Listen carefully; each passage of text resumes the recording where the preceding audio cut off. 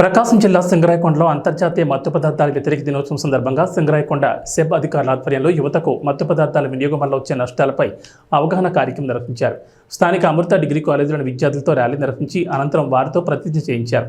యువత మత్తు పదార్థాలకు లోబడి తమ అమూల్యమైన జీవితాన్ని నాశనం చేసుకుంటున్నారని, వాటి జోలికి వెళ్లకుండా జాగ్రత్త పడాలని విద్యార్థులకు తెలిపారు. ఈ కార్యక్రమంలో Singarayakonda SEB CI Narahari, SI Dayakar మరియు కళాశాల ఉపాధ్యాయులు, సిబ్బంది పాల్గొన్నారు.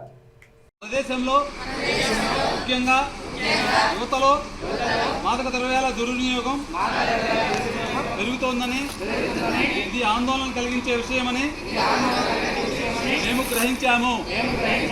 మాదక ద్రవ్యాల దుర్వినియోగాన్ని అరికట్టేందుకు సహకరిస్తామని ప్రతిజ్ఞ చేస్తున్నాం. మేము ఎటువంటి ప్రయోజనం కోసం ఏ విధంగానూ హానికరమైన లేదా చట్టవిరుద్ధమైన మందులను వినియోగించబోమని హామీ ఇస్తున్నాము. ప్రతి వ్యక్తిని, ముఖ్యంగా యువతను ప్రోత్సహించడం ద్వారా మాదక ద్రవ్యాల దుర్వినియోగం, దుష్ప్రభావాల గురించి మేము అవగాహన కల్పిస్తాము.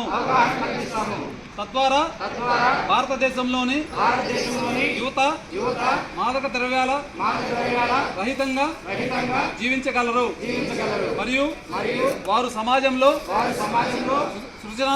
సృజనాత్మక మరియు ముఖ్యమైన సభ్యులుగా మారవచ్చు.